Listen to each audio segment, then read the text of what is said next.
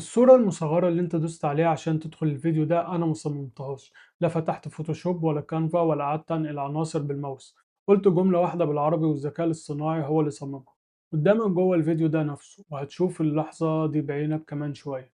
مش هوريك الحلو بس، هتشوف الحتة اللي العربي لخبط فيها وازاي اتصلحت بجملة واحدة، وفي الآخر هقولك الحكاية دي متاحة لمين وبكام. أهلا بيك في محمد اي اي لاب. لو بتحب تعرف جديد ال AI أول بأول وبالبلدي كده أنت في مكانك. يلا نبدأ.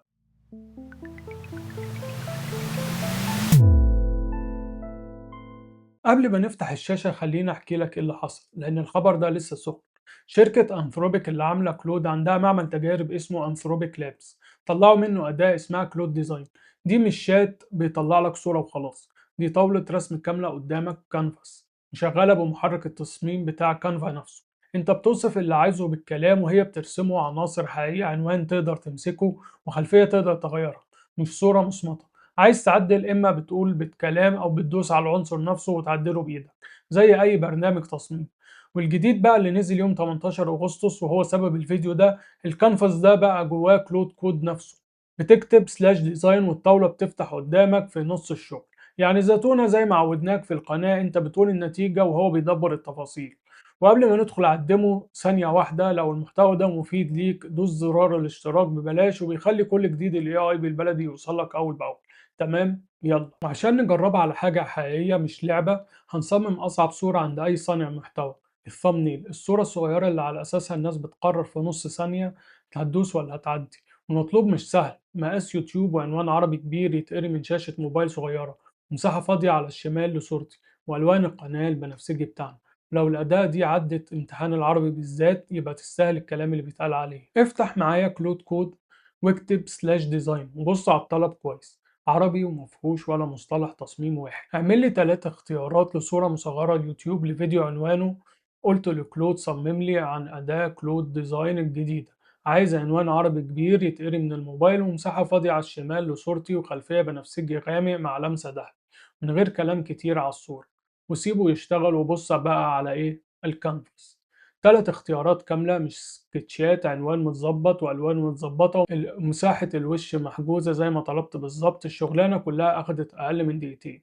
وخد بالك من الجملة دي، أنا ما قلتلوش فونت إيه ولا العنوان كام بيكسل ولا الدهب يتحط فين. قلت له اللي أنا عايزه وهو اللي قرر إزاي. طيب الاختيار التاني عجبني بس مش مية مية. وهنا بقى الفرق بين الأداة دي وأي مولد صور شفته قبل كده. انت مش بتبدأ من الصفر كل مرة، انت بتعدل على التصميم. خليك في الاختيار التاني، كبر العنوان اكتر وغمق الخلفية وخلي كلمة صمم لي بالذهبي لوحدها. بيعدل على نفس الكانفاس قدام عينيك. ومش بس كده، تعالى هنا هدوس على العنوان بنفسه واعدل فيه بايدي حرف بحرف، وزي اي برنامج تصميم، كلام لما يكفي الكلام، وايد لما تحب تمسك بنفسك. واخر خطوة التصدير، وركز معايا هنا يا صديقي. ايوه دي نفس الصورة اللي انت دوست عليها من شوية عشان تدخل هنا، مش صورة شبهها، هي نفس الدايرة اكتملت قدامك. بس استنى، انا وعدتك من الاول مش هوريك الحلو واسكت عن الوحش. فاول تجربة العربي طلع فيها حاجة، كلمة صمم لي طلعت حروفها مفصولة عن بعضها، شكلها كان غريب. ودي حاجة لازم تعرفها عن ادوات التصميم بالذكاء الاصطناعي كلها. مش دي بس، العربي عندهم لسه بيتعلم حروف بتتفصل واتجاه بيتعكس وكلمة بتتقص من الاخر. الفرق هنا بقى إن التصليح مش محتاج تبدأ من الأول ولا تنزل تعدل بإيدك في ملف. جملة واحدة، كلمة صمم لي باينة غلط، صلح الخط العربي في العنوان واتصلحت قدامك. والقاعدة اللي عايزك تمشي بيها من القسم ده، أي تصميم عربي طالع من الذكاء الاصطناعي راجع كل كلمة فيها قبل ما تنشرها، مش أغلب الكلام كله. طيب هي الأداة دي للثامنيلز بس؟ لا طبعا، وعشان أثبتها لك هطلب حاجة تانية خالص من دنيا تانية خالص.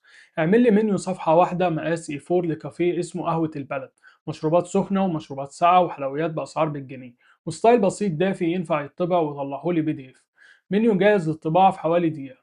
لو عندك صاحب عنده كافيه أو مطعم أو أي مشروع صغير، أنت عارف لوحدك المصمم بياخد كام في الشغلانة دي. والنقطة يا صديقي مش المنيو، أنت مش بتتعلم أداة نيلز، أنت بتتعلم توصف صح، والوصف الصح بيطلع أي تصميم. طيب الكلام الحلو ده متاح لمين بالبلدي كده؟ أولا كلود ديزاين لسه ريسيرش بريفيو، يعني نسخة تجريبية بتتحدث بسرعة، واللي هتشوفه عندك ده ممكن يكون أحدث من الفيديو اللي ده أصلا. متاح للاشتراكات المدفوعة بتاعت كلود ومن غير سعر منفصل، بياكل من حدود استخدام اشتراكات عادية. وأمر سلاش ديزاين اللي جوه كلود كود ده كمان لسه بريفيو، والتصدير PDF وBBTX وHTML، وكمان تقدر تبعته لحساب كانفا بتاعك لو حابب تكمل عليه هناك. وحسبة سريعة على قد مصر، انت عارف الصمنيل الواحد بيكلف كام عند مصمم والمنيو بيكلف كام؟ هنا الاتنين طلعوا من جوه اشتراك انت دافعه اصلا. اعمل الحسابات بنفسك. وقبل ما تجري تجرب، 3 حاجات لازم اقولها لك عشان انا مش بياع وانا بستخدم الحاجات دي في شغلي انا الاول.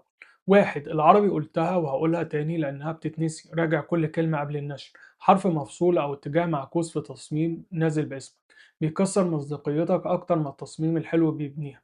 اتنين، الاداة دي بتديك سرعة مش ذوق. لو طلبت من غير ما تكون عارف انت عايز ايه هتطلع لك حاجة حلوة زي بتاعت اي حد تاني بالظبط. اللي بيميزك هو الوصف بتاعك، الوانك، وشخصية قناتك او براندك، والتفاصيل اللي انت بس عارفها.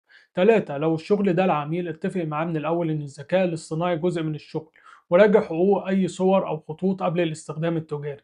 الأمانة دي بتحميك أنت قبل ما تحمي العميل. الزتونة يا صديقي، التصميم بطل يكون مهارة إيد وبقى مهارة وصف. اللي كان محتاج سنين فوتوشوب بقى محتاج جملة عربي واضحة، والجملة الواضحة دي صدقني ليها صنعة برضه. ودي بالظبط الصنعة اللي بنتمرن عليها هنا في القناة، فيديو ورا فيديو.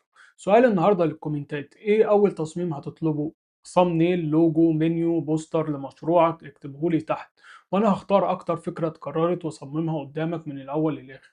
وقبل ما تمشي، حاجة واحدة بس: لو الفيديو ده فادك دوس اشتراك وفعل الجرس. أغلب اللي بيتفرجوا على القناة مش مشتركين، والاشتراك ببلاش وهو البنزين اللي بيخلي القناة تكمل وتجيب لك كل جديد. أشوفك في الفيديو الجاي. سلام.